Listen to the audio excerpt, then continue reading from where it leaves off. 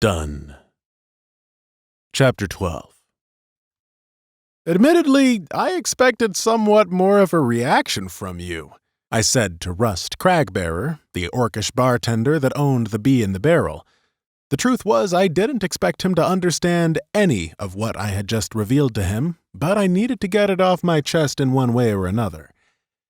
He stood looking at me with little deviation in the way he cleaned his glass, and eventually I gave up. "Okay then, one more. I'm not driving." I laughed obnoxiously to a room of confused creatures and waited while he poured me more honey mead. For a moment I considered what the code converted my honey mead to. I mean, after all, they don't really have a set limit for alcohol here. Either way, I was glad I didn't program in the ability to ID. I scooped up the drink and walked over to one of the booths in the tavern. The Bee in the Barrel wasn't exactly my crown jewel, but it was one of my favorite taverns that I had constructed. It had a long bar to the left when you walked in, a hearth on the far wall opposite the front door, a row of booths to the left, and tables scattered throughout the floor between the two. It also had rooms upstairs for travelers and a root cellar with some odds and sods. When I reached the booth, I proceeded to lay down so my leather boots stuck out. Laying on the wood of the booth, hidden from the rest of the bar populated by the beings of a world created by my own hand, I had no other option but to laugh. When I landed, and I use the word landed pretty loosely, but only because appeared sounds weird, I stumbled around a little while before coming across Largan, one of the smaller outpost towns in Dunn. It was easy for me to find because, well, I wrote this whole damn thing.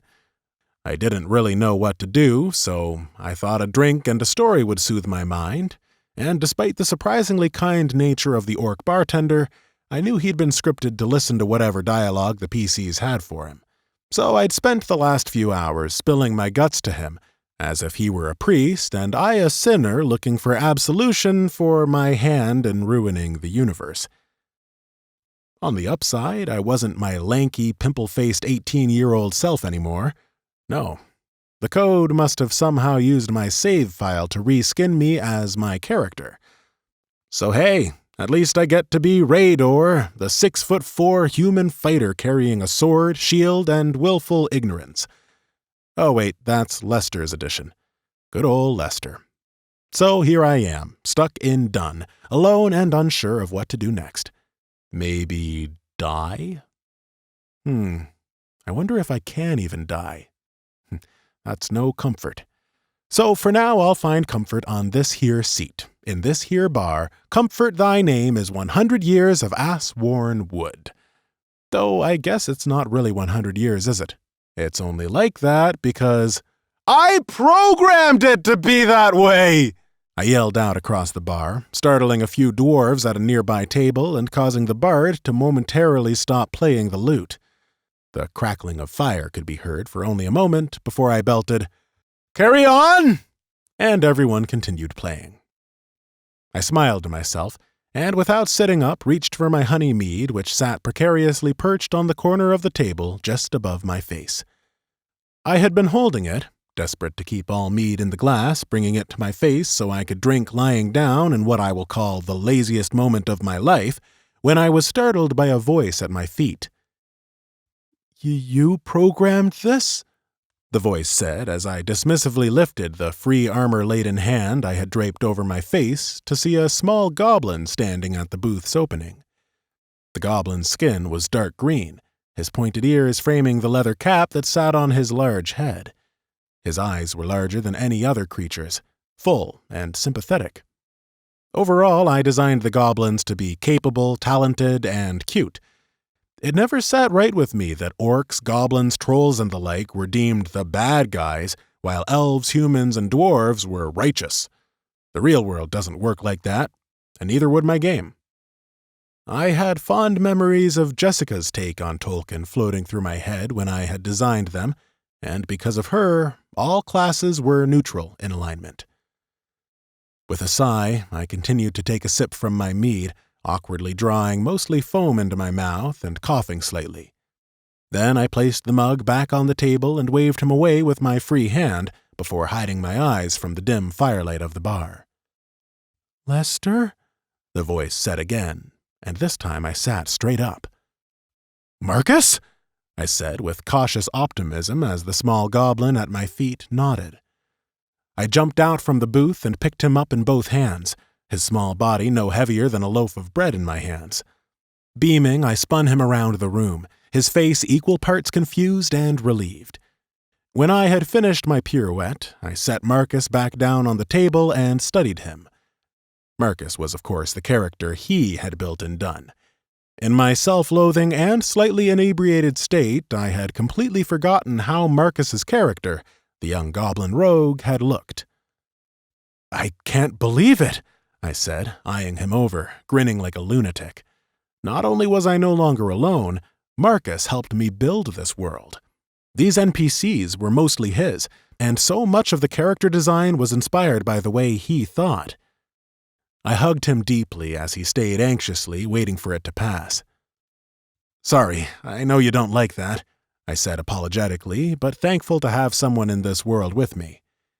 He, in typical Marcus fashion, didn't make eye contact, but smiled to show that he accepted my apology. I sat down in the booth again, this time with an excitement that I hadn't had since before all this, and explained to Marcus what had happened. Well, most of what had happened.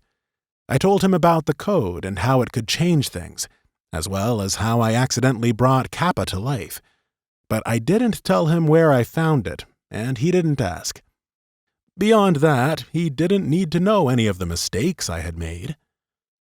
So, that's where we are, here in Dunn, stuck so far as I can tell, and I don't know how to fix it, I said as the thought truly dawned on me. So far as I could tell, Marcus was here because he had a character in the game, which meant it was going to be a lonely world with just the two of us. Unless... "Where is Kappa?" he asked, as if it was the obvious next question. For a second I hesitated, remembering the look on her face as she left the house. "I'm not sure, Marcus. I don't know if she would even be in here," I said with honest regret. I had begun to realize things about myself, things that bothered me, and one of them was realizing how I treated Kappa differently the minute she changed into a she. Had Kappa wanted to explore our world as how I designed him, or even an 18-year-old version of himself, I would have been happy, excited even, at the prospect of him seeing what the world has to offer. Yet, hearing those same words from an 18-year-old girl felt somehow like rejection. It was the same reason I sympathized with Zach during the D&D game, and the same reason I failed Jessica. It was a problem I saw in myself, and one I was embarrassed to acknowledge. "We should find her," Marcus said, and without skipping a beat, he stood up and began heading towards the door. Reactively, I stood up as well and began to follow, as Rust Cragbearer shouted loud enough to startle the entire bar. "Pay your bill, human!" he said in a tone much more menacing than I had scripted for him. In fact, like Kappa, there were elements of coding, pathing, and mannerisms that I didn't program present in many of the tavern's folk. Nervously, I patted my satchel and felt for my non-existent pockets. As I searched frantically, looking for a solution to this problem, Marcus walked over to the bar, reached into his pocket, and retrieved 5 gold pieces. He stretched his small arm up, high above his head, and placed the coins on the wood slab of the bar with a tinny clink. With a grunt, the orc was satisfied and swept them into his open palm. "Where did you get money, Marcus?" I said, half in surprise, half impressed. "Silas," he said flatly. With a confused look, I scanned the bar, as if knowing the name would reveal the patron. I shook my head in confusion. "I don't remember an NPC named Silas," I said as I saw Marcus check the tensile strength of his bow. He looked surprisingly competent, a short goblin tinkerer prepared for mischief. Without looking at me, he said, "My name here isn't Marcus, it's Silas. I have gold because I've completed quests." I nodded slowly, pursing my lips as I did. Marcus wasn't just playing a game. He was living it. At first, I breathed a heavy sigh, but as I watched him check his armaments and ruffle through his rucksack, a thought dawned on me. If the code had converted my game into the real world, then the win conditions would also be there, meaning, unlike life, this game had an end. The thought made me nervous, but also hopeful. Maybe the way to set this right again was to beat the game. I studied Silas, as he finished checking and rechecking his adventuring gear, and noticed his gold for the second time. "Well," I said hopefully, mimicking the action Silas took without truly understanding what I was checking upon myself. "I suppose we should play the game." Silas, and the person I knew to be my brother within, for the first time in a long time, smiled a wide, earnest smile.